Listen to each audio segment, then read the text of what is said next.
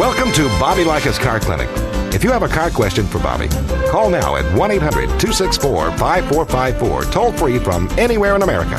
And now, here's your host, Bobby Likis. Well, I hope this week was a great week for you folks, and I hope that your car is running well. If you have any car questions, I'm your personal car consultant. We're going to have a really great program today, a great program because I'm going to take your calls. Actually, Jonathan is sitting in for Hannah and doing a great job, and Fabio is at the board. We'll put you on the air. Jonathan will take your calls at 888-227-2546. We already have Ken and Katie and another call coming in. So we have several lines, and now is the best time for you to get in.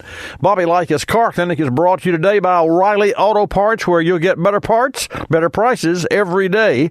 O'Reilly Auto Parts has the parts you need to get the job done right. Stores are stocked with high-quality parts and accessories at guaranteed low prices, and their well-trained professionals are standing by to help. O'Reilly Auto Parts, better prices every day.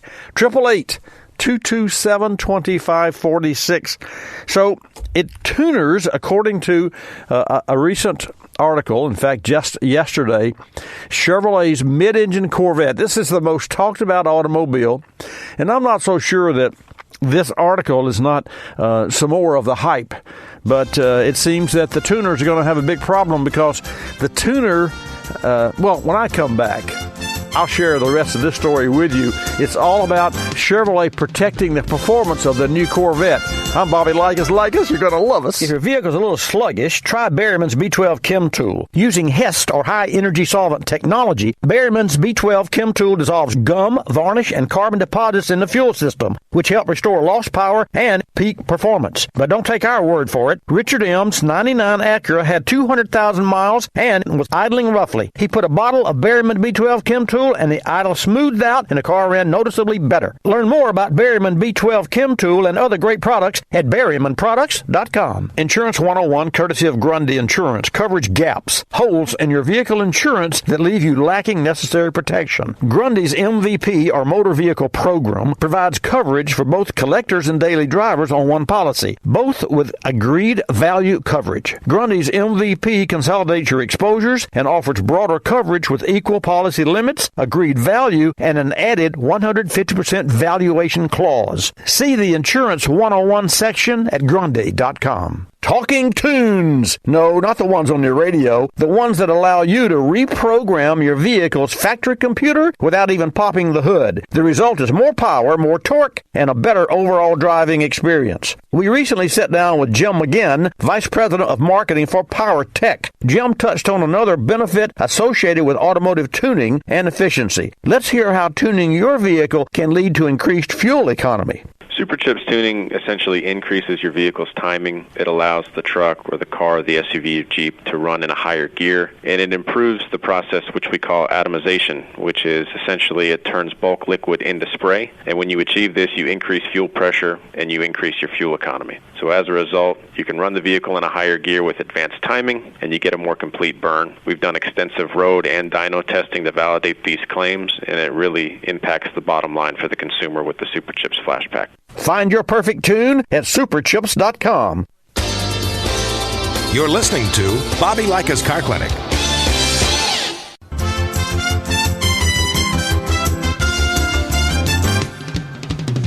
And now back to Bobby Likis Car Clinic and your host, Bobby Likis. Okay, let's get started with today's broadcast. I'm Bobby Likis. I'm your host. I'm your personal car consultant. Don't know all the answers, don't have all the answers, but certainly I can share with you information that I've gleaned and learned through education and through courses in automotive, both with OEMs, that would be Ford Motor Company and Chrysler, Mercedes-Benz as well, and recently Lexus. Actually, we are the de facto service center for Lexus in our small city of Pensacola, Florida. The dealers, some 60 miles away from here. Those are really great cars. I've said before when regard, and I have a lot of folks that ask me, well, what's a good used car to buy? You know, for whatever member of the family or for you. And Lexus or Toyota. Toyota makes I think, some of the best, if not the best. Well, let me back up. Toyota makes the best used cars you can buy. you can run those cars 200,000 miles, and with normal maintenance, and that's the trick, regular normal maintenance, those cars just run and run and run. There, a lot of other cars seem to last that long, but they go through phases where you have to replace a lot of parts, and those phases are, and just mark your calendars, 6 years, 5 years, 6 years, 60 to 70,000 miles, and that's when the brakes and rear brakes go out, probably on your second set of tires. Some of the weather stripping is starting to go away. Interior starts to deteriorate. So it's really important for you early on in the 30,000 mile, 2 year, maybe 3 year phase of your new car to really protect it and take care of the body, take care of the paint, have it serviced regularly. And what is that regular service? Well, you call me and we can discuss it. And what we'll do is we'll discuss it with you about your particular automobile. And so that way, we won't generalize it. And to that end, let's go to Kentucky. Take a call from Ken, who has an 03 Mercury Grand Marquis. Ken, welcome to Bobby Likis Car Clinic. Glad to have you join us this morning. What's happening, Brother B? How are you doing today? I'm terrific, really, and actually took a little vacation and just returned this week from Cabo San Lucas in Mexico, and even got a little bit of sun. In fact, Jonathan, when he came in, you got a tan this week. And so all right. I did. But he asked me, did you learn how to speak Spanish? And the answer is, all I can say is, hola. That's about it. I hear you. Yeah. What can I do for you? Well, I'm right now sitting inside of my problem. I live in Florence, Kentucky, and I listen to you online. And my 2003 Mercury Grand Marquis GS is going through a problem that it's had before. For some reason, you know how when you get out of your car, normally you take the key out of the ignition, sure. And the steering wheel locks in place? Right. Well, this time it didn't lock in place when I apparently got out yesterday, and now it won't start. It won't click. It won't do anything, and the steering wheel is not locked. So it's happened to me before, and I can't remember what I did to remedy that. And the second part is I don't know if it's an electrical problem that's tied, because a couple of weeks ago my remote didn't work. I replaced the battery in it and it still didn't work. But then a little later in the day, it worked in the car. So I don't know if they're interconnected or what. Well, let me ask a question, Ken. I don't know if you've tested this. To your knowledge, do the headlights work? Does the horn blow? I mean, is the battery first? Everything starts, no pun intended, at the battery. So, have you had any history with battery problems? Again, the headlights work, and the warning lights when you put the ignition switch key on and turn it to on without starting it. Do all of the warning lights come up as normal on the dash cluster? Everything works, lights, radio. I had a guy come by from a local auto club this morning, come by and jump the car, but it didn't help. So he said he didn't think it was my starter necessarily, or my alternator, or or the battery. Well, of course, when you turn the key to the crank mode, and you're saying that when you go to the crank mode, nothing happens. The starter doesn't work or anything, and the steering wheel doesn't lock. It sounds to me as though you have a physical problem within the steering wheel itself, because, of course, the mechanical lock, first, there's two different functions. When you put the key in the ignition switch, that is a mechanical cylinder, like a rack and pinion power steering. It's like a rack and pinion. When you turn the key, it pushes a rod down the steering column that plugs into an electrical ignition switch. So really what you're working is a mechanical little miniature rack and pinion that pushes an electrical switch. And when you turn to the left and pull the key out, of course, it also engages a locking pin that locks the steering wheel. So it sounds to me, because you have starting issues, and see, here's the connection. Here's the common. Always look for a common denominator. The common denominator here is your ignition switch, your starter doesn't work, which would lead me to believe it could be the starter or the ignition switch. But what's common with a starter and an ignition switch? The fact that you're having a problem with the steering wheel lock. So what's common to all of those three factors? The ignition cylinder. So I believe you have an ignition cylinder, and ironically, you had another issue with the remote door lock, which also is part of that whole circuitry. So, and it could be that you've got a body control module. Here's what I would do if I were you. You got nothing to lose. Disconnect. Are you going to do this yourself today? You want to try something? Yes, sir. Okay. Disconnect the negative side of the battery. That's the first thing to do. You can't hurt anything there, but never the positive side. Always disconnect first the negative side of the battery. Count to 10 or 15 or 30, wait 30 seconds. Connect that negative side of the battery back up. And also on Ford products, the negative cable that runs from the battery to the engine block will bolt onto the right passenger side cylinder head of that engine. Sometimes that ground that's perfectly tight corrodes between the battery cable and the block surface. I've actually had this problem, and it causes a voltage drop. So what I would suggest for you to do is disconnect. Here's your marching orders. Disconnect the negative side of the battery cable. Follow that cable to the engine block, and you'll find there's like a 5/8 bolt that holds it onto the cylinder head. Take the cable off of the block and take sandpaper or something and scrape it. Take a pocket knife if you don't have anything else, and make shiny metal and bolt the cable back onto the block very carefully and very securely. Then attach the cable back to the battery. Now you've cleaned and secured the negative side of the battery.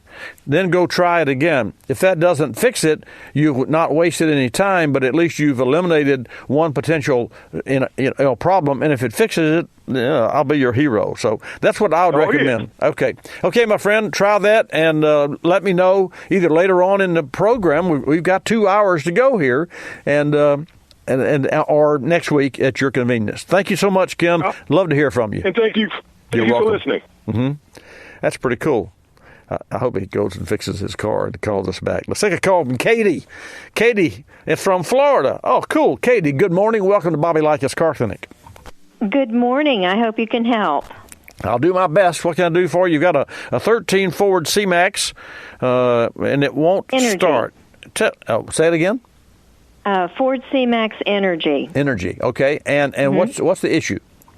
Okay, over the lifetime of the car, we have had either 5 or 6 different instances of the car not starting every time it was taken to the dealership.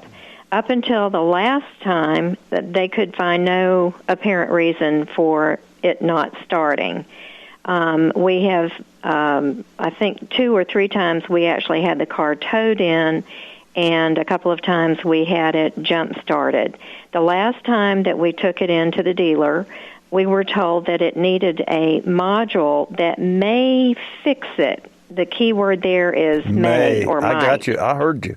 And so, and of course they wanted us to pay full price for this, and I have a problem with paying for something that might be a fix. It would be different if it was a fix, but they don't seem very sure about it. But in any case, Ford has ordered that module. They said that what they think is that there's this one module that is not allowing some of the items on the car to shut down when we turn it off, which then, of course, strains the battery. And it does have a new battery in it. I think the second to the last time it was in there, they put a new battery in. So it should not be a faulty battery. Well, I have a couple of ideas. We have a hard break coming up, so you stay right there. And, folks, you stay right there. When I come back, we're going to talk about Katie's starting issue. Don't go away. Insurance 101, courtesy of Grundy Insurance. Grundy's agreed value insurance does not deduct for vehicle age or expected wear and tear when evaluating a loss. They know there's a greater likelihood that your collector vehicle's value will increase over time. Grundy also understands the cost to repair or replace your collector car can change. Their collector car policies feature a built-in inflation guard, which in recent years has automatically increased the insured value of one's vehicle by 4%. Learn more at the Insurance 101 section at Grundy.com. Did you know that birthday parties help build confidence in kids? Yeah. Did you know that giving kids less sugar before bedtime helps them sleep better? Oh, totally. Did you know that friendly kids have more friends? Everybody knows that. Hey, guys, did you know that most people think they're using the right car seat for their kid, but they're not? I didn't know that. Parents who really know it all know for sure that their child is in the right car seat at the right age and size. Visit safercar.gov/the right seat to make sure your child is protected. Brought to you by the National Highway Traffic Safety Administration and the Ad Council. This car repair spotlight brought to you by O'Reilly Auto Parts. This week, a 98 Jaguar came into the shop with 200,000 miles and grinding noises in the rear. A road test determined both rear axle bearings worn out. Tommy, our ASE-certified technician, disassembled both sides and pressed the old bearings off the carriers. Time for new parts.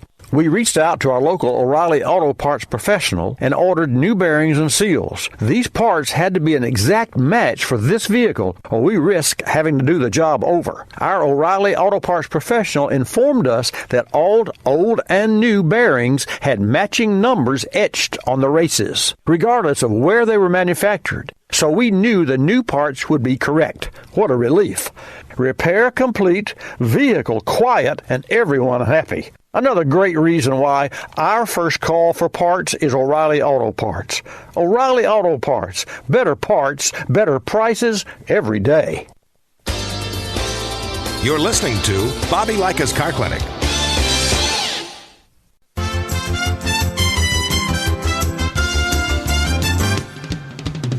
And now back to Bobby Likis Car Clinic and your host, Bobby Likis. And welcome back to this segment of Bobby Likis Car Clinic, brought to you in part by the Car Care Council. Summer's around the corner, if not already here. Just make sure your family's memories aren't made sitting on the side of the road. Follow the 3 P's of car care: prepare, prevent, and plan. You can learn more at carcare.org. We're talking with Katie here in Florida. And Katie, during the break, I hear what you said about the dealer saying this may fix the problem, may being, the key word. And unfortunately, and I wish I had some real words of wisdom and a silver bullet for you, but I do not. Here's what I can do for you, and here's what I do recommend. Okay, I'm listening. I think I know you're listening, and I want to do this to the best of my ability. The key word here is may. So if they put this unit in and they've already had the disclaimer that it may or may not, as they said, repair the problem, that's one more step that they'll have to take. So that means that what's next? What box is next? So what I would like to see happen first, and I agree with that. I agree because we've done the very same thing when we had phantom ghost problems. In other words, problems that weren't there, and there's nothing that you can do to make the car not start. It just has a mind of its own, and whenever that happens, it's called erratic electronic problems, and we have a lot of those in the industry because of the sheer nature of the vehicles. But Miss Katie, what I recommend is I'd like to know. I'd like maybe for you to spend some time with a technician and quiz the technician. Now you're going to say, well, I don't know what questions to ask. Exactly right. So I'm going to give you some questions to ask, and I want you to write this down. Number one, you want to know if there are any codes stored in the computer, in the car. Codes, trouble codes. And it doesn't mean just because the check engine light is not on. And by the way, the check engine light is the only source of acknowledgement or recognition that the driver has that there are some trouble codes in the computer. But just because the light is off doesn't mean there's not a bunch of codes in there. Every time I check my car, and it's a luxury car with, 30 modules on it, there's a half a dozen, if not a dozen, codes where it says the rear seat massage lost communication, the driver's mirror lost communication, because from time to time glitches happen. Just like in your home, you'll see the lights dim, and sometimes the power company has glitches in the power. Well, every time. And that happens quite often. We don't think anything about it. But in a car, whenever something like that happens, the computer says, record that. Well, if the computer were to turn on the check engine light every time a glitch happened, everybody that drove every car would have the check engine light on continually, because that's a problem. Now, so what happens is the computer in your vehicle, as it is for all vehicles today, has to see a glitch numerous times and for a certain length of time before it will say, this glitch is we've got 30 kids in this class, and one of them keeps making noise. I've already warned you, Bobby, several times, but now you're continuing to make a nuisance of yourself. It's time out for you. So whenever you see where I'm going here, whenever a problem exists, it has to reach a timeout level before the computer says, check engine light on. But the good news is, before that ever happens, it's recorded. It being those timeout warnings are recorded in the computer. So what you want to ask the technician, and I want you to do this personally, help me to understand, number one, what's going on with my car. Also, are there any codes? Have you recorded the codes? Because every time you take your car in, there are codes in the vehicle. And every time you pick your car up, they cleared those codes, but they should have recorded those codes before they clear them, because that's it's like a medical record.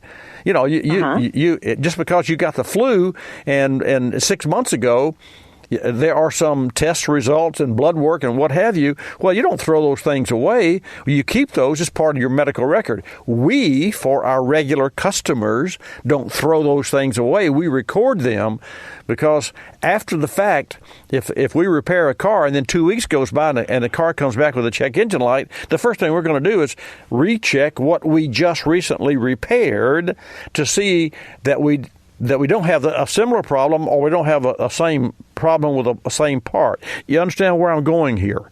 I do. Mm-hmm. So it's to your benefit to be informed by the technician who's working on your car. You don't need to speak with a service manager or the service desk. You want to talk with a service technician who's working on your car and say, and then he's going to ask you probably, well, now, Miss Katie, when it doesn't crank, what do you do to make it crank? And there is a key question. I mean, you jump start the car and it always starts. Well, then you got a voltage problem. And you see where I'm going. So it is this line of open communication that you want with the doctor who's working on your car, because you are going to have to trust his or her judgment, because you may have to replace a module that may not fix that problem, but you want to make sure that before you may replace that problem, that it's not just throwing parts at the issue. And so and quite candidly, there are many times in my profession that I've taken responsibility, and I told the customer, if this were my car, this is what I would do. And I'm going to tell you up front, it may not fix the car, but if this were my car, I would buy this box. And here's an advantage that if you're dealing with a dealer, here's an advantage that a dealer has over an independent. And it's hard for me to say that because I'm a 48-year veteran independent. A dealer a dealer technician can walk over, and this usually doesn't happen, but it has happened. A dealer technician can walk over to the parts manager and say, hey, Ralph, I need a X box for the vehicle, and I'm not sure it's bad, and he can plug it in and see if that corrects the problem. Whereas we can't do that because we have to buy that box. And once we buy that box, we can't take it back. So that's an advantage that a dealer has. And a lot of times, because you're working on the same car, I mean, how many Fords does a Ford technician work on? Like every day. And in the process of replacing the box that may fix it or not, the technician accumulates his or her own stash of used boxes. And a lot of times, and we do the same thing, a box that we replaced that may or may not have repaired the problem, but ultimately, at the end of the day, we fix the problem. And there are times when it's really difficult to know exactly which part fixed that car, because with electronics, you do chase a lot of things. They're all work in unison. They all meaning the door locks and the headlights and the backup lights and the brake warning and the transmission shifting, and everything is all interconnected. They're all connected. So there are parts of a car that throw their hands up and say, and I'll give an example, and then we'll move on to another call. Lexus is really quick. The Lexus car is quick to put on the stability track and said the stability track doesn't work. But it's not that. It's after the check engine light, because the stability control of a car uses the engine controls to control the throttle. So if there's something's wrong with the engine, it could even be an oxygen sensor, and the check engine light comes on. Well, the stability doesn't know it's the check engine. It only sees that there's a problem. So it says, hey, wait a minute. We work in partnership, and you've got a warning light. You're not doing your job, so I can't be held responsible, and I want to hold my hand up and say, hey, I'm out of here. And so many, many times we will repair the check engine light in a Lexus and then clear the code for the stability. And there's nothing wrong with the stability module. But the module is so smart and programmed to say, whenever you got a check engine light, I can't be held responsible for applying the brakes or the yaw control or the yada yada. So that's there's, as you can tell, there's a lot to it. But the conversation you have to have is a similar conversation that we're having, and you have to have that with the technician, the person who's working on your car. Any questions? Well, and the biggest problem recently has actually been that the dealership can't seem to get that part. It's supposed to be a factory direct ship, and they've had to reorder twice, and they still have not been provided with that module. Well, have they tried to reprogram that module, or do you know? I do not know. Okay, that's a question. Write that in your little dictionary there, your little notepad, that you ask if they've reflashed and if there are any updates to the software for your automobile. That's an instant gotta do first. Before you start condemning anything, just like a computer, you buy a new computer, what's the first thing you do? You go online and you update it. So that's becoming... and not becoming, it is a first thing that all people do, is to look for updates, because updates many times will correct a problem with an issue, because a car is not new any longer, and that issue has now become, whatever wasn't an issue when all the wires were new and the engine had no miles on it, has become an issue only because the new car, the controls were too tight. They were too, and Lexus actually has a computer, and we did this recently, that opens the threshold so that, I told you that how many times that Bobby was made noise and he wouldn't shut up and finally put him in timeout. Well, Lexus has expanded the threshold of timeout. So because, and this is on older cars, because there's nothing wrong with the car. It still operates, but it doesn't operate within that little window that was new. It's like a new house. It's great, but when you get old, you got to put roofs and seals and door, all those things. Hey, I got to go. You've got some information. Have a conversation, and then you call me. Feel free to call me back next week after you've had this conversation with your dealer and with your technician, and give me the next steps, and we'll go from there. Okay. Thank you so very much. Thank you so much. Good luck. Thank you. Bye-bye. And folks, I thank you, Katie. I really, try to make my answers as short as possible. But in this case, she needs the information. And so for everyone that's in the queue, I'm going to come back to you, and we're going to go forward. In fact, Mike has a comment on Katie's problem.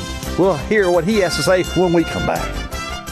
We recently sat down with Kate Searlick, Global Product Management Lead with Johnson Controls. Kate talked about the advantages of AGM batteries, noting they outperform traditional flooded batteries when partially charged, a key benefit if your normal driving consists of shorter trips. Let's hear from Kate.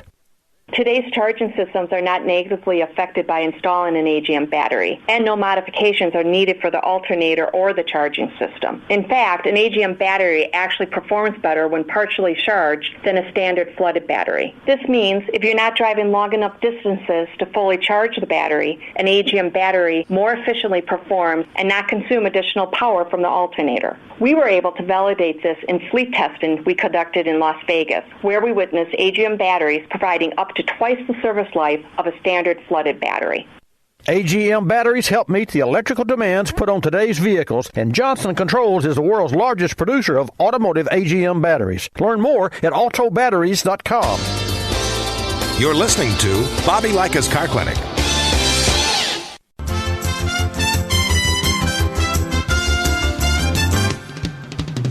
And now back to Bobby Likis Car Clinic and your host, Bobby Likis. And welcome back to this segment of Bobby Likis Car Clinic, brought to you in part by K-Seal, a one-step pour-in solution designed to stop coolant leaks and help prevent future leaks. And there's the key word. You can find K-Seal at fine parts stores nationwide like Advance Auto Parts. Don't just seal it, K-Seal it. And if you have an automobile, folks, that is so old that it's not worthy of a new engine with a head gasket problem, we've saved a lot of people a lot of money by using K-Seal to get those cars sealed and continue to drive down the road, even with cracked blocks and heads and water pumps. It really works. And it's also, as I said, a one-step pour-in solution. K-Seal. Go to kseal.com for more. Okay, we're going to take a quick call from Mike, and then we're going to go to Tony in Florida. But Mike's in Washington. And Mike, you have a comment on Katie's starting issues. Welcome to Bobby Likis Car Clinic. Thank you, Bobby. I do. This is something that I actually have heard about before. I work at a shop that does car audio, and we had a customer that had kind of a similar random not starting issue, and so they kept rescheduling their appointment with us because their car wasn't reliable. They ultimately ended up just trading it off. But, you know, I did just a quick Google search, and I see tons of people with similar issues, and one person who actually got his fixed, and his ended up being the APIM module. But he had kind of a similar story, back to the dealer, back to the dealer, back to the dealer. They could never figure it out. And so they tried putting that module in it, and that fixed it for him, you know, for that gentleman. And what's the acronym APMI stand for? APIM, and you know what? I'm not sure. I didn't research it beyond that. I just thought I'd share it with you. You know, Mike, I really appreciate you calling from Washington, and APIM module. So, and all cars have modules, and what is so interesting to me, perplexing at times, as you know, but you're in the audio business, and I can tell you that's a business that can be threatening to the electronic architecture of it, and you know that because you know how cars are made. I had, just as a quick point, an opportunity to interview and meet at SEMA, at the Consumer Electronics Show, rather, CES, one year. The gentleman that came from BMW, an engineer, and went to work for the MOST Corporation. And MOST is the Media-Oriented Systems Transfer, and that's a system that uses one fiber optic ring that allows folks like you to unplug or cut the fiber and plug it into a MOST compatible unit, so you could put a laptop in the back. You could mount a module anywhere in a vehicle because you had one ring. And of course, as you know, that's a lot of the technology these days.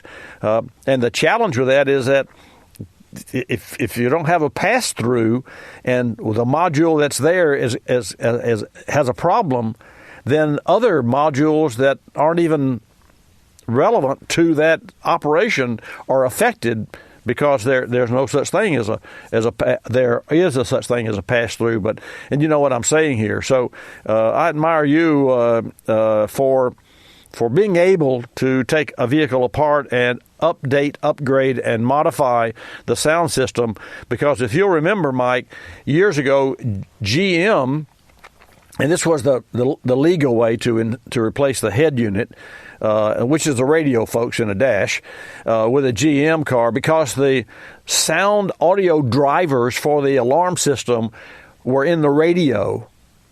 The instruction was, and Mike, you know, I don't know how it is today. The instruction was, according to GM, you wire the new head unit, but you must run the wires through the old radio somewhere in the car, because it's used for the security system, and I know that's true for a lot of cars these days. You bet. And that was late 90s, early 2000s, but thankfully there's manufacturers that have come out with all of these different computer modules that let us integrate with these factory CAN bus networks and most networks, and no cutting required, no damage to the vehicle required, and no relocating factory radios in 99% of the cases. Wow. So it helps us to be better professionals and give a more satisfying result to the customer. Well, before I let you go, what is the name of your business and where is it located? So Performance Auto Sound. So we're in Eastern Washington. We have 5 locations, and I've worked at all 5 of them over the years. But we've been around for over 35 years doing this and love it. Wow. Well, you certainly paid your dues and earned your keep. Hey, thank you so much for your comments on Katie's car, and I do appreciate that so much. And stay tuned, and love to hear from you from time to time on some projects perhaps that you've taken on and might be of interest to folks across the nation. Thank you so much, Mike. Thanks, Bobby. And now we're going to go to Tony. Tony, thank you so much for holding. You were in early. We've got just a ton of calls today. You got an 05 Duramax pickup, and let's talk about your issue. Well, I just backed out of the garage, started it up, put it in reverse, backed out normally into the street, put it into drive, and I went about 200 feet, and it felt like it jumped out of gear into neutral, and I got a little notice on my information thing there that said, shift range inhibited. If you want, I can give you some real quick background of what's happened with the vehicle recently. Sure. Absolutely. You waited your turn, so you feel free. I'll turn the mic to you. Oh, I don't mind being on hold with you guys. I learn stuff when I'm on hold. Well, anyway, okay. You know the old saying, I'd rather be lucky than good any day? Yeah. Well, I figure I'm lucky today because I broke down at 10 o'clock on a Saturday when I can get you on the phone. There you go. We'll see. So, anyway, on Tuesday, I had the truck serviced in Madison in Georgia. I had the transmission serviced. They changed the fluid in both filters. I had the rear differential oil changed, and I had the engine oil and filter changed. So that was what was done on Tuesday. I drove the truck from Georgia to Florida with no problem a couple days ago. And the week before that, I called you recently about my tuner. I have a Predator, I forget the name of it. It's a Predator tuner, and I had it in the performance mode since I put the tuner in several months ago. And I recently went up to Greensboro, North Carolina, and picked up a trailer, a dual-axle, 14-foot-long enclosed cargo trailer. Okay. It was empty, so it wasn't real heavy. I reprogrammed the tuner at that time from the performance mode to the light tow mode. And I drove from Greensboro back to just outside Atlanta. No problem. And then I left it in the tow mode after I unhooked the trailer. I've just been driving around in the tow mode. And then I took it in Tuesday to have the transmission service and the engine oil change. So that's what's happened with the truck in the last couple of weeks service-wise. And then this morning I had this problem. I have 240,000 miles on this truck, and I have had absolutely no problem with it other than a water pump changed and, minor things like that. But no drivetrain, no engine problem. The first thing that came to my mind, and because we could talk all day long as to what it could be, but the first thing would be a speed sensor. And if a speed sensor was out of range, then, in other words, there are like 4 or 5 measurements that have to be an inputs to the computer, the transmission shift computer. Number one, the road speed, the road speed of the vehicle, the transmission gear, the throttle position and RPM, and the load. And what that means is that if you're going up a hill and you're stepping on the accelerator and you're going 15 miles an hour and you're pulling a load, the computer has to know all this, or else it would go ahead and shift into third and fourth gear, and then the engine wouldn't have the power to pull. So, that's the difference between like going 6 miles an hour and house hunting, and the transmission shifts early because you're not loading it, or pulling onto a ramp on the interstate and accelerating, and first gear it doesn't shift at 6 miles an hour, it shifts out of first gear at 20 miles an hour. How does a car know to do that? It uses the inputs. So the first thing that came to my mind when you said that you backed it out of the driveway and took off and now it doesn't shift, tells me that the input going to the transmission control module, this is if there's no internal problems in the transmission. So if the input is not correct, the computer is going to say, time out here, that we can't shift. And because I don't get the input. So the first thing that I would do, of course, you probably have already done this, I'd shut it off, reboot it. And okay, when you say reboot, you mean disconnect the battery cable? No, just to turn it off. It'll reboot the computer when it does that. It just let it reboot, because quite often every time you turn a vehicle off these days and turn it back on, you reboot the computer. And a lot of times, folks will have shortage or overcharging or some grounding issue, and the computer will say, "Oh, there's a fire in the house here, or there's a voltage drop. I'll disconnect." In fact, body control modules are really quick to do that. If a body control module sees a short, if a body control module sees the voltage go from 12 to 8, which voltage doesn't do that. It goes from 12 to 11.9 to 11.8 to 11.7 to 11. That's the way it goes. But if it sees it go from 12 to 8, it knows, wait a minute, we've reached a ditch here. We're not going down a hill, a slope of voltage drop. We've reached a ditch, and that tells me that we've got a shortage problem, because that's the only way you can go from 12 to 8 is to have a grounding issue and something that could burn me out. So I'm going to disconnect, and that's what body control I've actually had that happen on my car, and so it was a bad battery that caused it. So for you, I'm going to say the easiest and first thing to do is just to reboot it. And quite candidly, I like your idea as well, because you've got nothing to lose. Disconnect the ground, and then and let the system kind of relax and then go again. And then ultimately, you're going to have to take it to a service shop. They'll use a professional scanner and check the inputs going to the transmission. And if it's not electronics, then it's internal in the transmission. Got it? Okay. Now, when you say disconnect the battery, I have two batteries. Yeah, two batteries. Yeah. Well, just disconnect the ground. Disconnect one of them. Yeah, the ground. Yeah, the ground on one of them. Yeah. Yes, they're all. One. Yeah, either one. Let's see. Wait a minute now. Well, you've got the same ground on one, and you got the positive that connects the two together. So I stand corrected. I'm not sure that disconnecting the ground on one would remove all of the voltage. So what I'd recommend you do at the battery, just to be safe, disconnect the negative terminal on both batteries, and then you know that the batteries are not connected to the car. You got me? Right. Okay. All right. Do that. Try that. Yeah. Let me know. One other thing real quick. Okay. When it first did this, I didn't go 200 feet, and it jumped out of gear, and I got that notice. Right. I shifted it to neutral. It was in drive. Right. I shifted it to neutral. Yeah.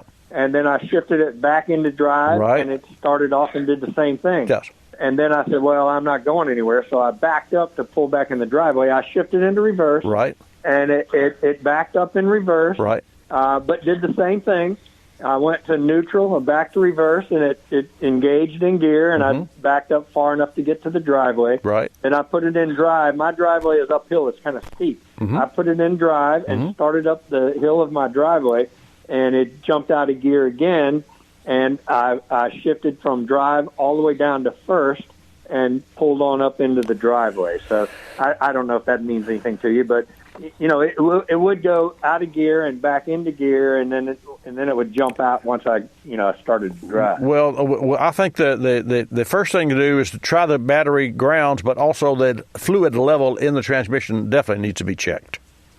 Yep, he serviced that just now, but I didn't check it after he did it. Yeah. So Okay. I will check that and connect the batteries and hope for the best. Okay, thank you, Tony. Thanks. It's always good to hear from you. Thank you, Bobby. Okay, let's go to John, who is our next caller. And I know that Joe and Frank are in the queue. We're running short on time. John, welcome to Bobby Likis Car Clinic. Hey, how you doing, Bobby? Fabulous. Thank you. Thanks for asking. What can I do for you? I have a 203 Ford F-150. I've replaced the injectors, the spark plugs, and the O2 sensor. What's it doing? You don't like? What's the issue? Not what you've done, but what's the vehicle doing that you don't like? I'm still getting the code being rich on number 2 bank. Okay. Here's the words of wisdom. You're going to have to wait until the next hour because we're out of time. I apologize. So you can hang or you can call back. I thank you so much. Folks, that's all the time that we have for today. I want to say that it means a lot to me when you call, and I want to share with you that I appreciate your confidence in me. Don't have all the answers, but together we can really work through a lot of issues for your car. I also want to share with you some really great news. The Ford Service Network, the Professional Service Network, and Ford Motor Company has joined Bobby Likis Car Clinic. And in the next hour, I'm going to share a little more information about that with you. And we're going to take John and Joe and Frank's call and yours at 888 Car Clinic. I'm Bobby Likis. Likis, you'll love us. This is Bobby Likis Car Clinic. Bobby Likis Car Clinic is a copyrighted presentation of Car Clinic Productions Incorporated and may not be reproduced or rebroadcast without the express written approval of Car Clinic Productions Incorporated.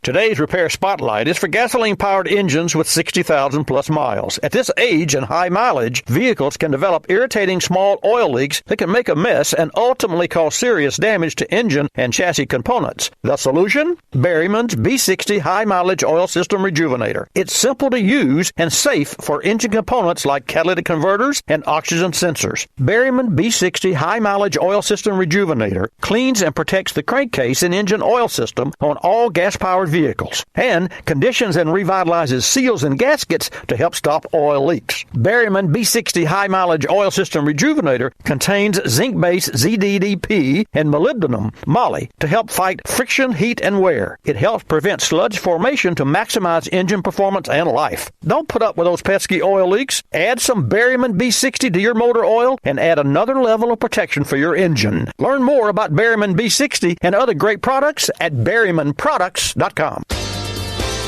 You're listening to Bobby Likis Car Clinic.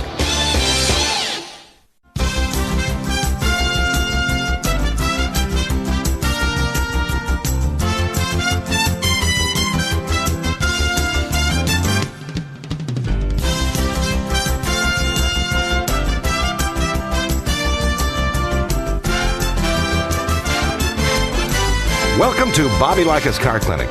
If you have a car question for Bobby, call now at 1-800-264-5454, toll free from anywhere in America.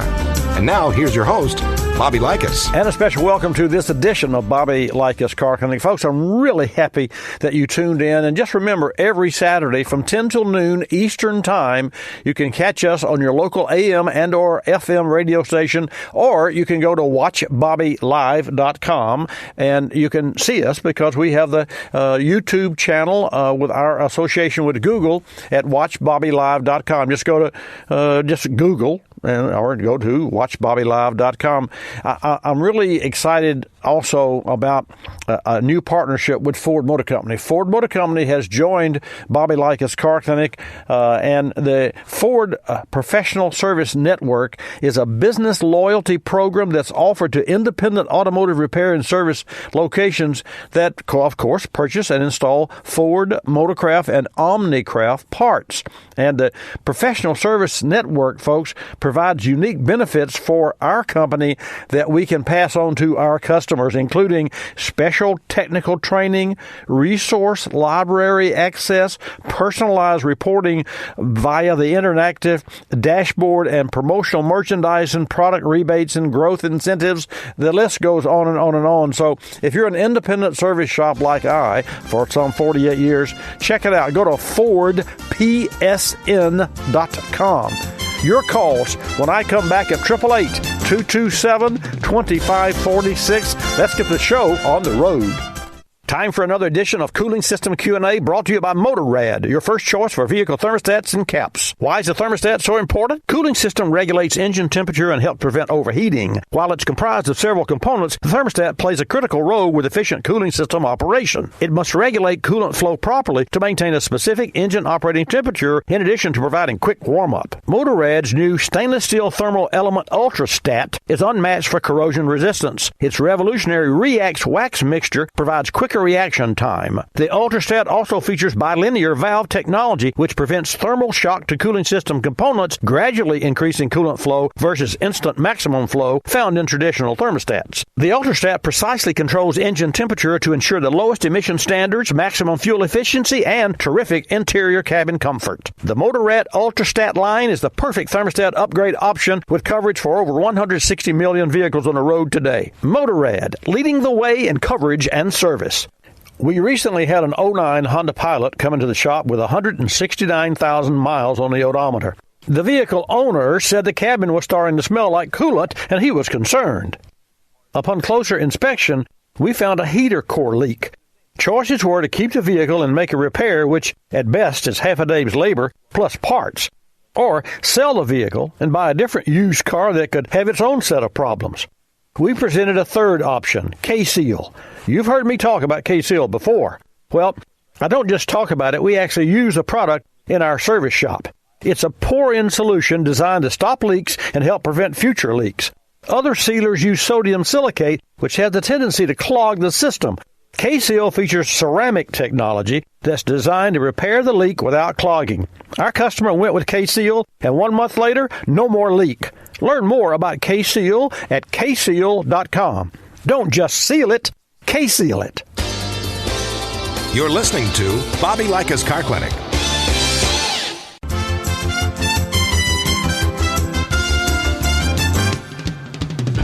And now back to Bobby Likis Car Clinic and your host, Bobby Likis. Okay, let's get started with this hour. We'll go to John, who has been on hold for a long time. John, thank you so much for your patience. Welcome to Bobby Likis Car Clinic. Yes, Bobby, as I said before, I got a 2003 Ford F-150 that I changed out the fuel injector, spark plugs, O2 sensors, and I still get a check fuel thing on rich fuel on bank 2, and I clear the code, and I can drive about, I say 5 miles, and it comes back up again. And it's always bank 2? Yes, it is. Well, let's talk about what's common to bank 2. Of course, the injectors on that side.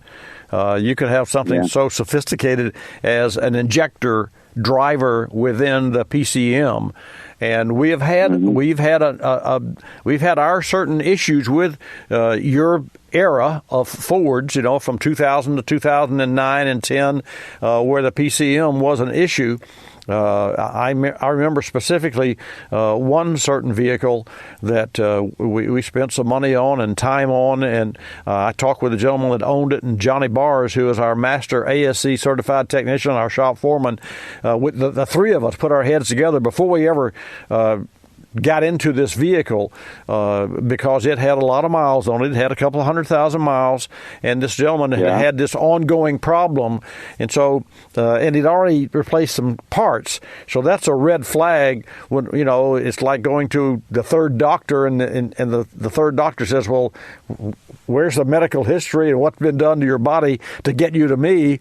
Because if two doctors couldn't fix you, now you come to me, and so that's a red flag. So for us, that's what it was. And that vehicle, we did find and replace some injectors.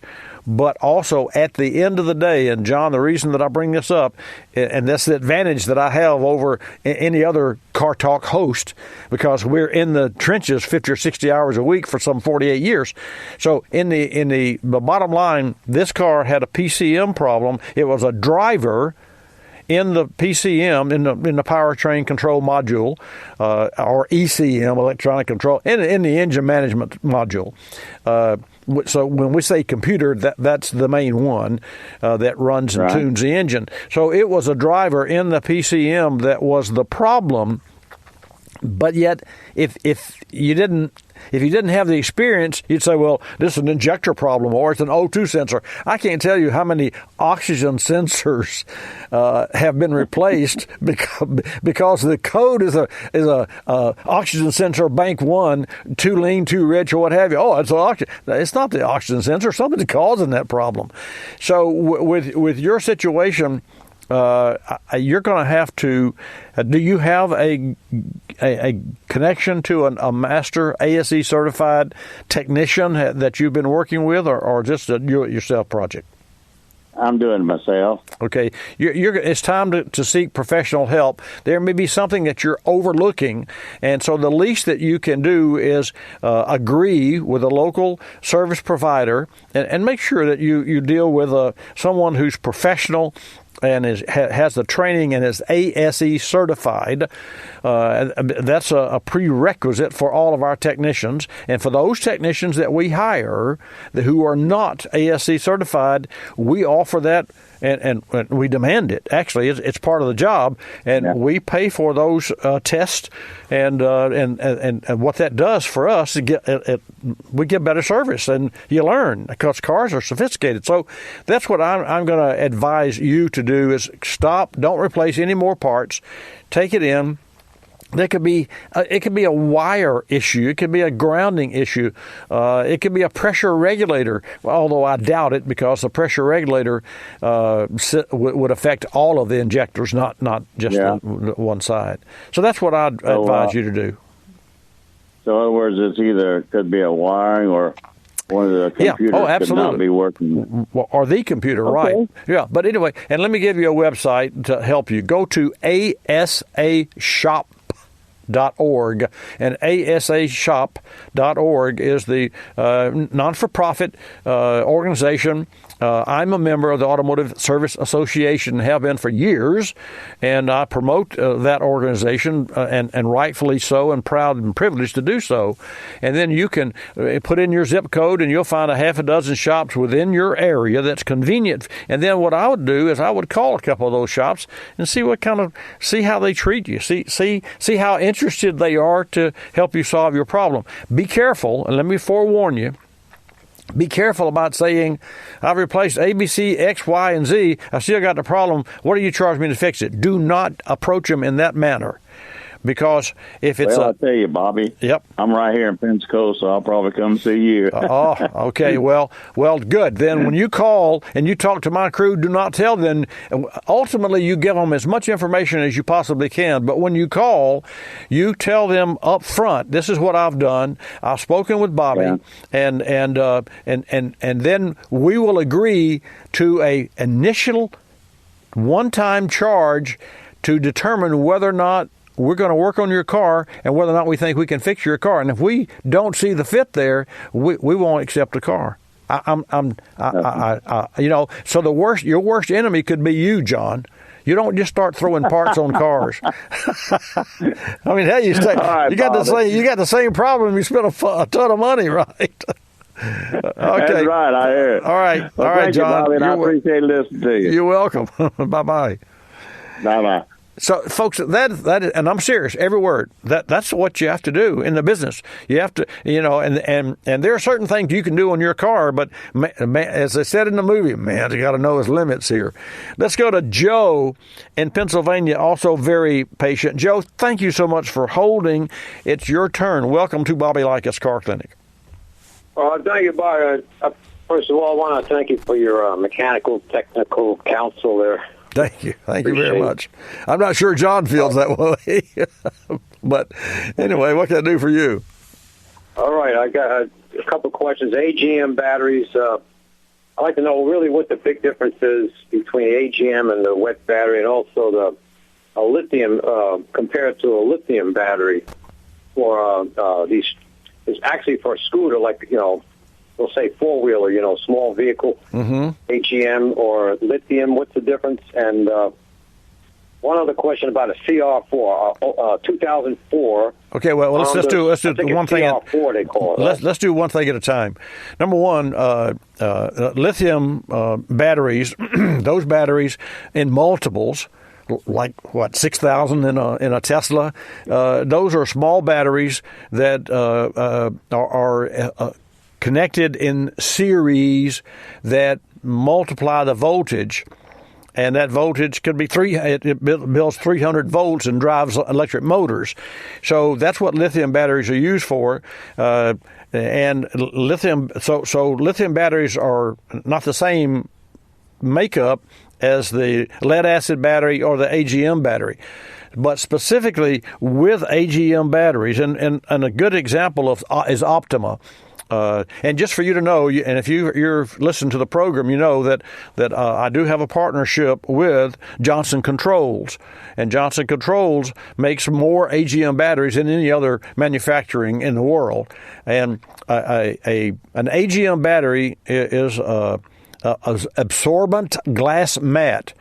So number one, it's more sturdy and more resistant to vibration and heat. And it's compact and can be mounted in many different locations and not susceptible to leakage because it's not a flooded battery. Also, the internals, because they're compacted, are more sturdy and more stronger than a lead acid battery.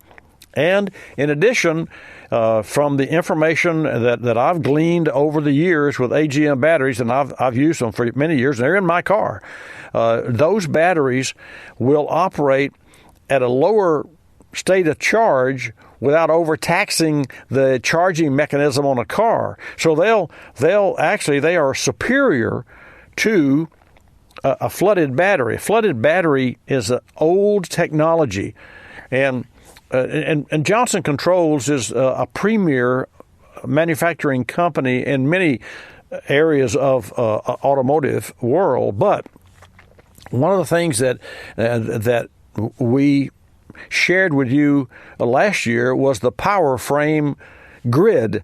And a power frame grid, and this is in a flooded battery. A regular flooded, what's a molded cast lead. It's not even.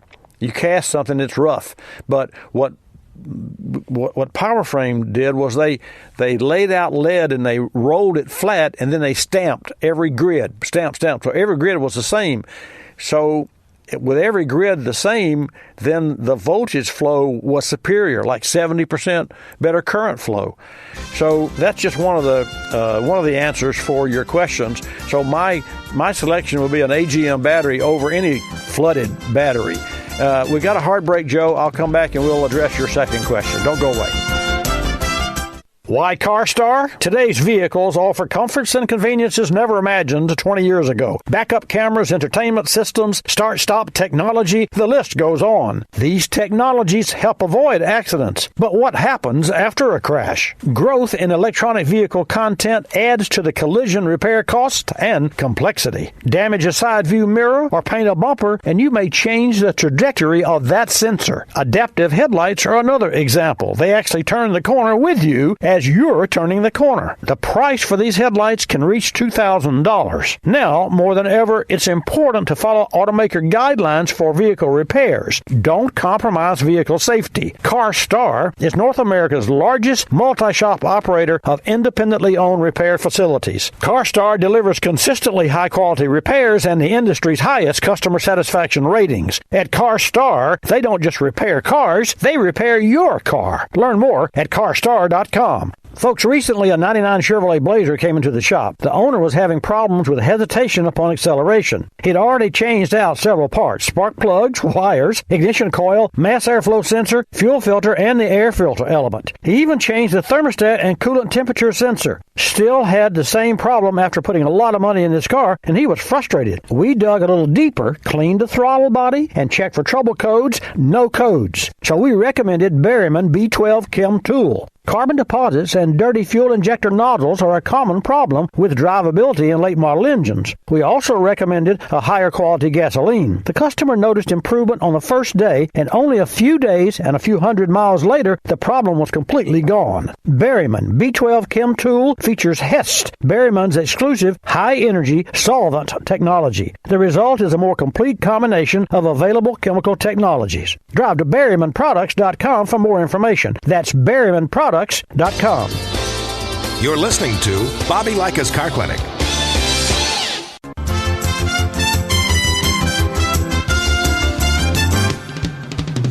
And now back to Bobby Likis Car Clinic and your host, Bobby Likis. And welcome back to this segment. We're talking with Joe in Pennsylvania about AGM batteries versus flooded batteries. And Bobby Likis Car Clinic is brought to you in part by Optimal Batteries. And Joe, just for your information, Optimal Batteries, the AGM that you and I are talking about, are up to 15 times more vibration resistant than a traditional flooded batteries. That's why we call the Optimal battery the ultimate power source. And for those of you who really are not familiar with AGM or with the Optima, check them out at optimabatteries.com.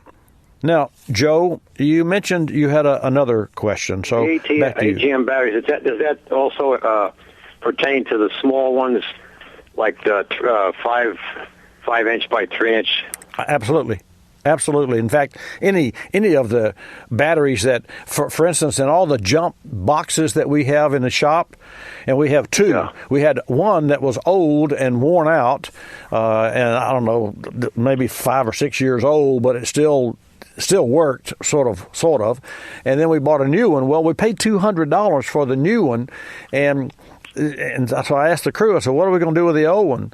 Well, I don't know. Well, so I went online and I bought a new AGM battery for it. I personally took it apart, and there was a little difference in the terminal locations.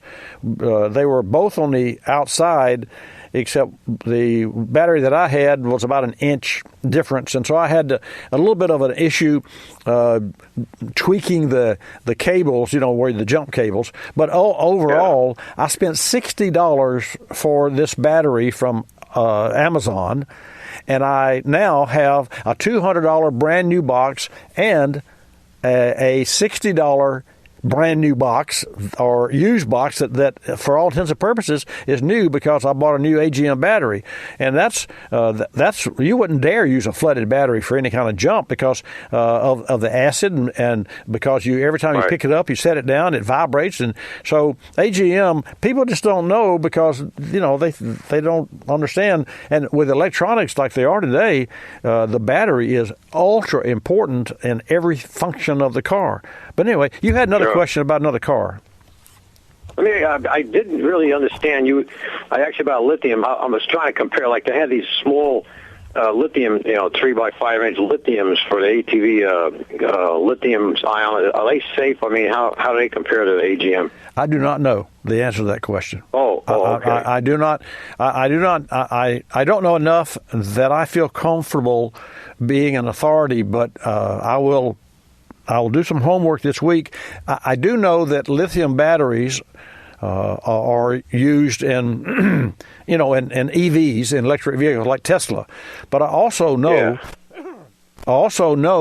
that with a Tesla, and it's the same thing. It's going to be true for a Bolt, GM Bolt, or a Leaf, or whatever EV car you have. You don't charge those cars 100%. You charge them at 65 or 70% as a rule.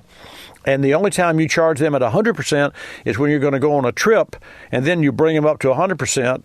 And so that has something to do with, I guess, the life cycle of the battery and the memory of the battery and how long the battery will last. And I assume, and I know this, when you're charging a battery, of course, it gets hot. So if you continue to keep the battery at 100%, you keep that heat in that battery. And obviously with cooling systems for batteries, which all EVs have, heat is a factor. In fact, I guess for all things mechanical, heat and cold, it's like when you got that beautiful day that's 60 degrees and the humidity is 50 degrees and the car really runs really well because, mechanical things don't like cold, and mechanical things, I'm speaking of cars, of course, don't like hot. So there's a sweet spot in there. And the sweet spot for a vehicle, engine temperature-wise, is 220 with today's controls. But under the hood, you'll get 250 and 275 degrees under the hood. And for the life of me, Joe, as long as I've been in the industry, I don't see how hoses and belts hold up as well as they do. It just amazes me. Yeah, withstand it. I know. But anyway, let's move on. What else did you have besides the question about lithium that I passed on? Well, the Honda CR4, 2004 Honda CR4, I think they call it CR4. Okay. All right. I was wondering what the potential failures or any drawbacks on that vehicle. What year car? It's a 2004. Well, here's the challenge. Nothing to do with Honda. Any automobile that's a 2004 is now, 15 years old? Yeah. Age. If you had a 15-year-old car that had been driven 3,000 miles a year, it's got 45,000 miles, and so it's a low-mileage vehicle. Let's say it had 20,000. I mean, literally just was only driven a couple thousand miles a year, and it had maybe 20,000 miles. And you could buy it for X, or you could buy a 2012 or 13 model car with 100,000 miles for the same price. You might say, well, gosh, I'm going to buy this low mileage, older vehicle. That would be the wrong thing to do. Better to buy a later. Yeah, I understand. It's sitting a lot too. Well, that's right. For a friend, I was just asking about for a friend. He was considering that, and I was wondering, Well, then here's the weak links in the thing. Okay. That Here's the short answer. Take the vehicle, any used vehicle, whether it's a 04 CRV or a 14. Take it to a third party, a technician, and pay the price for what's called a PPI, pre-purchase vehicle inspection, and have them go through that vehicle, and you'll spend, $125, somewhere in that range, and they will. We have a regular list that we codified, and we use a digital inspection, and we saved a lot of people a lot of money by performing our pre-purchase inspection. And we've made we've upset a few dealers because there are some cars that are, when a deal is so good, gosh, I can get this for a real good price. Well, let me just say this in closing. If a car has a mean average value of $10,000, and you've got one spotted that is 11.5 because it's low mileage and excellent condition, and you've got another one spotted for $7,500, you can't take the $7,500 vehicle and spend $5,000 on it and have it be the same car the 11.5 car is. You can spend $10,000 and still not be the same car. You can't take a car that is that is old and worn and needs work, and it's a good deal. I mean, quote unquote, and spend X amount of money and restore that car and make it equal to the car that has the low mileage. I'm speaking, equal car, same year. So it's better always, in my experience, to go for the car that has the extra equipment, the options, the lowest mileage perhaps, but the best records of maintenance than it is to buy any other vehicle that, well, it's a good deal. Because if you put the money first, it's going to cost you money because cars do wear out. They're mechanical, and age is the enemy of automobiles, not miles. You got it? Okay. Okay. Thank you very much. Appreciate okay, my friend. Thank you. And we're going to go now to Frank. Frank, call back, and then we're going to go to Brendan, and then we're going to go to Tony. And your calls at 888 Car Clinic. Frank, welcome to Bobby Likis Car Clinic. Yeah, West Palm Beach, home of Donald Trump. Well, welcome to Bobby Likis Car Clinic, home of the center of the automotive universe. Yeah, I was at his house long before he became president. He was a nice guy when I was in his house. Well, what can I do for you? Missing the old pickup leaking on the back there for the transmission, between transmission and engine. Okay, so the transmission is leaking out the front of itself, right? Right. Between there, massive leak when I start driving around. Wow. Well, you could trace wherever I've been if you want to see. There he goes. Well, don't park in my driveway. Well, I've been in Cuba a lot, and it feels like a Cuban car. There's a big leak everywhere they park. I got you. So what's your question to me?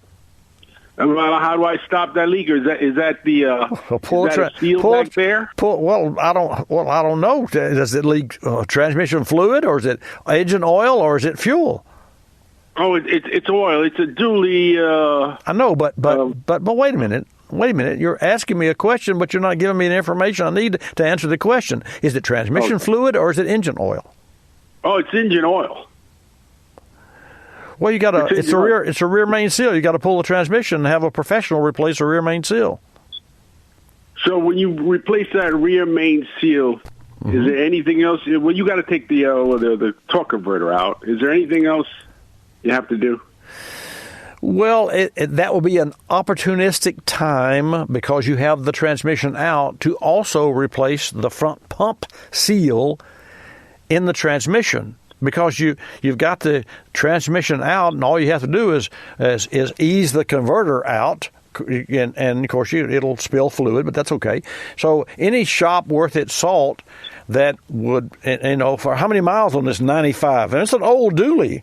It is old. Yeah. So yes, there are, while you're at it, services to be performed to the transmission, and that would be to replace the front pump seal in the transmission, period. If the transmission's working and there's no problems, replace the seal in the transmission. However, when the technician pulls the torque converter out, if the torque converter surface of the snout of the torque converter it has wear, a new seal might not seal correctly. So you might have to replace the converter. That would be that would be up to the technician. And we also polish those things with crocus cloth, which is a fine, 1,500 grit, so you've got to have a good sealing surface. So that's the only other thing. Other than that, have them pull the rear main and the transmission and do what they have to do. And now's a good time to look at the U-joints. Let's see what else. U-joints, transmission mount, front pump seal, service the transmission. That's a start for you. And any other questions? But the U-joints, where are they? You don't know anything about cars, do you? I'm a musician. I'm a guitar player. Oh, okay. Well, the U-joint is the drive shaft connects the transmission to the differential, drives the vehicle, and because the differential goes up and down all the time with the bouncing of the vehicle, the drive shaft has a universal joint at the front and the rear, and when you have the drive shaft out to get the transmission out, that's the perfect time to feel the joints and make sure they're good. Hey, folks, I got a break coming up. Frank, thanks for your call from West Palm. I'm Bobby Likis. I'll be back. Talking tunes? No, not the ones on your radio, the ones that allow you to reprogram your vehicle's factory computer, giving you more power, more torque, and a better overall driving experience. We recently sat down with Jim McGinn, Vice President of Marketing for Power Tech. Jim touched on the role a tuner plays when adding an intake or exhaust system. Anytime you add an intake or an exhaust system, it's important to make sure that you have a tune equipped to help those hard parts work well together on your vehicle. The magic and beauty of the Diablo Sport tuners and the Reaper Stage 1 kits are that you get an air-fuel mixture that is already designed and engineered for the particular setup that you may be running to electronically compensate for the intake and the exhaust on your vehicles. Diablo Sport Jammer intake tunes make tuning easy anytime you add an intake or an exhaust. Whether it's the Predator, the Intune i3, or the Trinity 2, you can find the perfect tune at DiabloSport.com. That's DiabloSport.com. You're listening to Bobby Likis Car Clinic.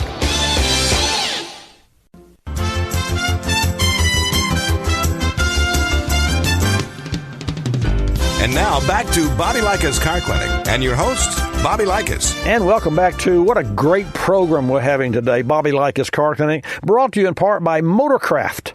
Insists on Motorcraft parts for quality and durability, folks. Motorcraft, right part, priced right. You can learn more at motorcraft.com. Take a call from Brennan, who has a 15 Chevrolet Trax. Brennan, welcome to Bobby Likis Car Clinic. Thanks for calling. Hi, Bobby. I'm the same guy who called you about the K-Seal fixing my problem that the GM dealership couldn't. Yes, sir. Congratulations. Yes, K-Seal's a great product. It is. But I have a new problem. My check engine light went on the other day, and I have a meter, and it read the MAF sensor and everything, so I brought it to the dealer, got the diagnostic and all this other stuff. I told them what it was. They charged me $105 to tell me exactly what I told them. Then they told me that the K&N filter that I was using, the oil that you spray on it, was the one that burned out my MAF sensor. I took it back to a friend of mine who works at a different auto parts store than you advertised. I won't say who, but I also work for them. And he told me he's a master tech, and he told me that he's never heard of it. He said what? He said he never heard of the oil burning out a MAF sensor, the oil from the K&N filter. Years ago, well, let me just say this.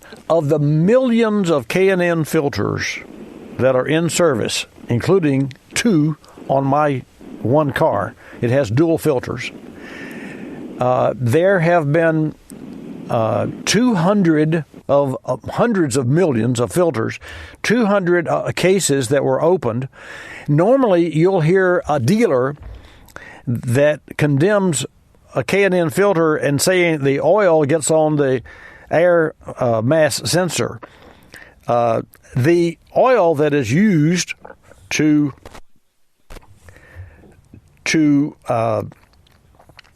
make a K&N filter work is a mist of oil. It's a charger pack, and I have those, and I sell those, and I use those, and I've never had a problem with a mass airflow sensor. And the technical director for K&N is a personal friend of mine, and whenever I have a question, I pick up the phone and call him, and he's always Johnny on the spot. And I will tell you this, the only way that you could damage a mass airflow sensor is to spray oil directly on it, because it's a hot wire. And the only way that you could damage it through a K&N filter or any other oil filter would be if you took the filter and you just put a smattering of oil on it and it was dripping. And you don't do that. You just you spray a light mist on it. And so that's exactly what I do. And I took it and I put it on the hood of my car for 2.5 hours in the bright sunlight, and it dried it completely. and I only put it on the bottom anyway. Right. So that's anyway, well, that's not, that. So what is your question to me, other than the fact that we both agree? Yeah. He did show me that the mass airflow sensor was burned out. My car has a little over 100,000 on it now. And I went and put another one in because he wanted to charge me like $buku for one. I was like, you guys are crazy. Then he would release my car because he told me he couldn't put that K&N filter back in good conscience. And I was like, oh, come on, just roll the damn thing out. I'll put it back together. Which I did. Yeah, okay. All right. Brought it back down, got the mass airflow sensor, put it in, cleared all the codes, and everything was running fine yesterday. I started it up again this morning, and now the check engine light is back on, and I'm showing a O2 sensor intermittent. Like I was going to say, I think you answered the question in the first one. I think my ECM is burned. It's showing intermittent rich lean on the O2 sensor. Well, of course, if you have had issues with the air mass sensor, and you replaced it, then the engine will have to relearn. So what I would recommend is I wouldn't replace any more parts. I would clear the code, and I would drive the vehicle 3 or 4 days, and see what it does, and fill the tank with fuel, and let it relearn itself. And if there is another issue with an injector or pressure regulator or whatever, then you can address that a little later on down the line. I wouldn't start replacing parts just because the part. I wouldn't replace an oxygen sensor because the oxygen sensor code exists in the vehicle, because oxygen sensors get a bad rap often. You can check with a scope, not you, but a professional. We check with a scope, and we watch the oxygen sensor operate. And we watch the voltage oscillate in an oxygen sensor, and it uses osmosis, and it measures the oxygen in the exhaust. If you have too much oxygen, then it's too lean. If you have too little oxygen and carbon in there, then it's too rich. So it goes back and forth, lean, rich, lean, rich, lean, rich. That's how they work. So that's what I would do if I were you. I wouldn't jump the gun and replace any parts. Any questions? Well, no, I'm not going to jump the gun, but okay. What I said was it's been over 300 miles that I drive like 300 miles a day. Right. And it's been over 300 miles, stop, go, stop, go, stop, go. Right. And it's still check engine light's back on again. So, like I said, it's still showing that O2 sensor. Well, rich lean. Well, Brennan, here's what I would do. I would take the Berryman B12 Chem tool, and I would at least run a couple of tanks of fuel with the Berryman B12 Chem tool in it.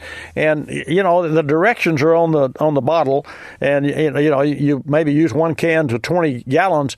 I'm not so sure in your case that you wouldn't want to try maybe 1 can of Berryman B12 Chem tool to a half a tank of fuel, and then use that not on a highway 300-mile trip, but in a usage of the vehicle where you're just driving it a few miles a day, because every time you turn the car off, whatever fuel additive and the chemical in the Berryman B12 Chem tool will dissolve a top layer of carbon on the intake valve, and that's what I would recommend for you as a starter, because that's easy to do, and you're not spending a lot of money, you're not throwing more parts at it. So, any questions? That's what I do use that. I use it every 10th tank. Like I said, I fuel up every day, and I use that B12 Chem tool every 10th tank. So I know what you're talking about. It is good stuff, yeah. It is. So that's what I would recommend. Well, then if that's the case, then you may have to replace some parts that you're talking about. But I'm hesitant to say yes, put a part just because that check engine light is on and that code is on. I think you need to at least get a second opinion from a professional scan tool. Okay. Yeah, I think I'll go to the guy I went to afterwards. Yeah, I agree. I work with him. Hey, thanks so much for your call. Thank you, Bobby. You're welcome. Good luck. That's interesting. He's driving his car, as we all are. Duh, that's what we do. We drive cars, right? We'll take a call from Tony. Tony, welcome to Bobby Likis Car Clinic. Welcome back. Yeah, welcome back. I was just on a few minutes ago. The first thing I did was went outside and I checked the level of the transmission fluid Yes, in sir. that Allison transmission. I didn't like what I saw. It was cold. It only ran a few minutes before I parked it, Right. and it's been sitting for over an hour. The temperature hasn't even budged off 160 yet at the very low mark, so Right. it's not operating temperature. And when I checked the dipstick, it was in the middle of the hot run grid, not the cold range. Mm-hmm. So it looks like it has too much fluid in it, and it has less than 1,000 miles on it since the fluid was changed. Right. And the fluid is dark, almost black looking. Ooh, Does that mean anything to you? Yes, I don't. Yeah, and the smell. I guess it smells burned. Well, I didn't smell it. Yeah, you I didn't should. smell it, but I didn't like the look of that dark fluid, and I No. didn't like the fact that it had too much fluid in it. I agree. It needs to be. What you need to do is. Are you in a position that you can go back to the shop that serviced it? Well, no, I'm in Daytona now, and he's in Edenton, Georgia. I haven't used this mechanic. I have an excellent mechanic here in Daytona. But I'm spending a lot of time up there, and my water pump went out. Gotcha. And this guy was recommended to me, and he seemed good. He does a lot of transmission work in his shop. And that's why I'm surprised that he specializes in. Well, let me ask you a question. Do you know if he used a machine that extracted the old fluid, or how did he service it? I have no idea. Okay. I waited on it while he serviced it because I had to drive so far to his shop, but I was in his office working on my computer, so I didn't look over his shoulder. I don't know what he did. Well, have your local technician there in Daytona take a look at it, Tony. And number one, fluid is not what you're seeing on the stick is dark. That's not right. And if it's been changed recently, the only way it can go from good new fluid to old looking burned fluid is to have internal engine or internal transmission issues.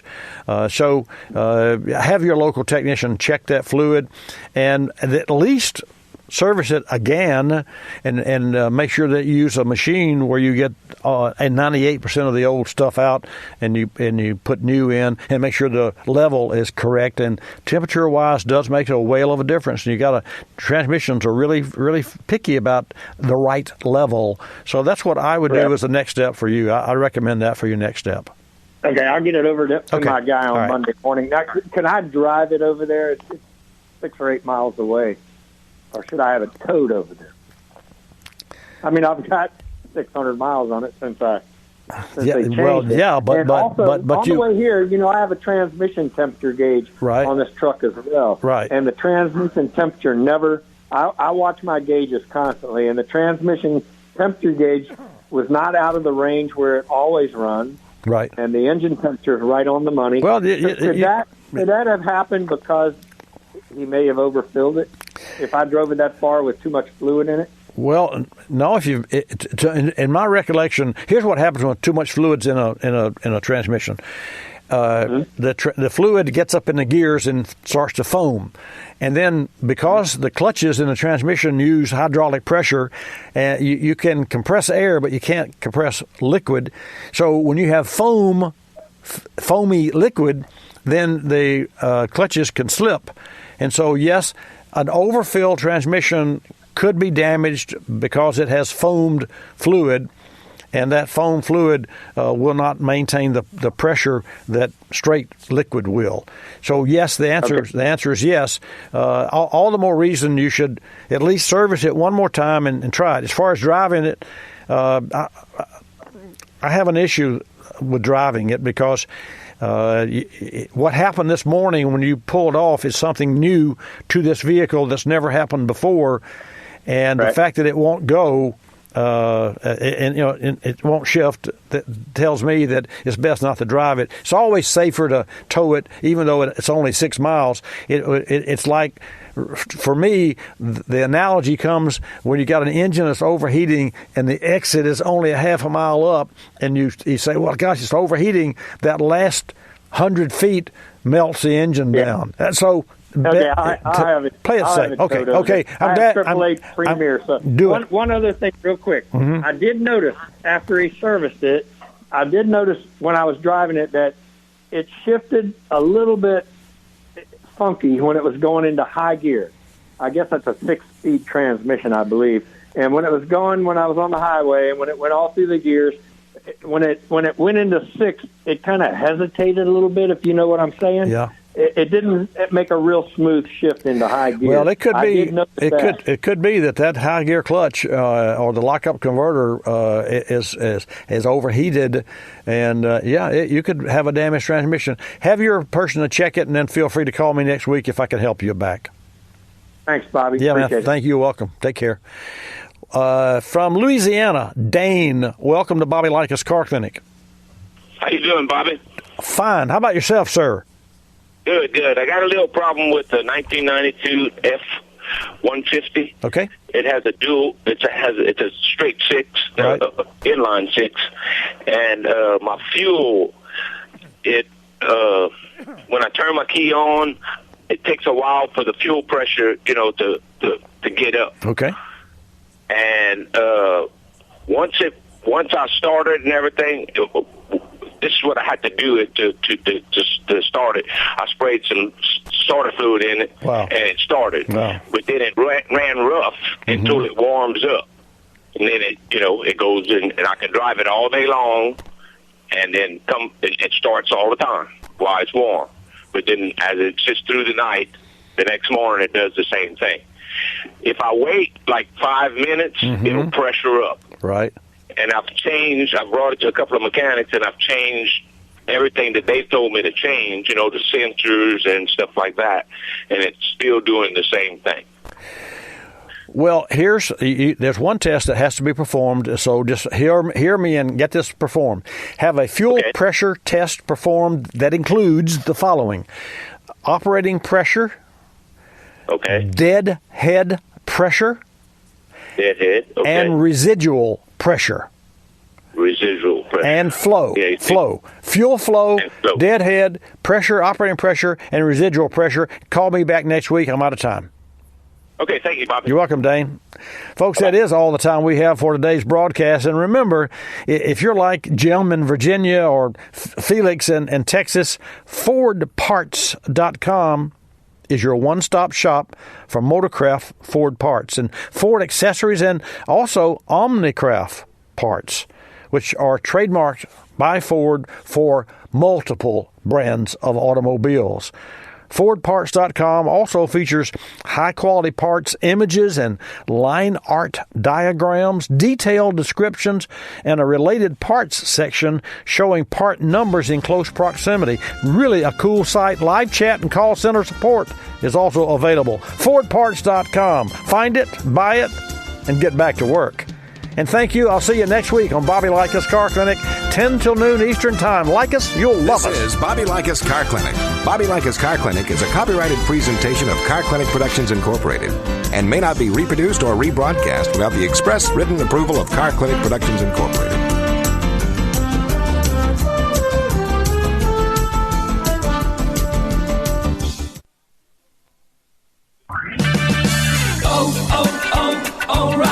Get your vehicle ready for summer during Murray AC Month at O'Reilly Auto Parts. Whether you need a full AC repair or a charge on your system, you'll find special offers on everything from AC compressors to refrigerant. Stay cool this summer. Stop by O'Reilly Auto Parts today. Better parts, better prices every day. O'Reilly Auto Parts. Coolant leaks can be expensive, with repairs costing a few $1,000s or more. And these problems often hit vehicles late in life when they may be only worth a few $1,000s. There is an alternative. K-Seal is a pour-in solution designed to stop leaks and help prevent future leaks. Older sealers use sodium silicate, which has a tendency to clog the system. K-Seal features ceramic technology that's designed to repair the leak without clogging. Learn more about K-Seal at kseal.com. Don't just seal it, K-Seal it. You're listening to Bobby Likis Car Clinic.